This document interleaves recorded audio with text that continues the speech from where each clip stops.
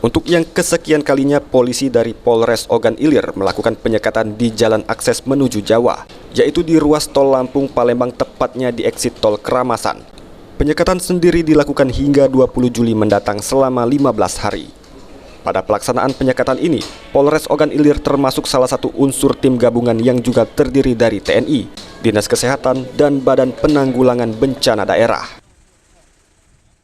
Penyekatan ini diberlakukan mulai pagi ini dari jam 7 tadi, tanggal 5 ini sampai tanggal 20 Juli nanti.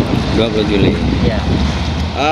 Ketua Satgas COVID-19 Kabupaten Ogan Ilir Arda Munir menegaskan bahwa Kabupaten Ogan Ilir tidak termasuk diminta pemerintah pusat untuk dilakukan PPKM Mikro.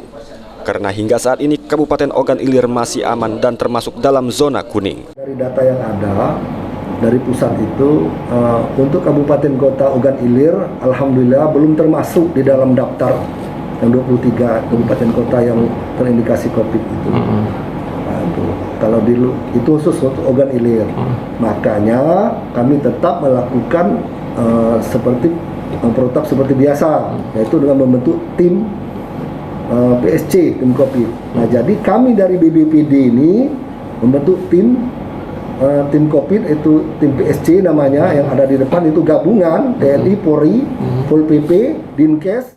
Ahmad Romawi, PAL TV.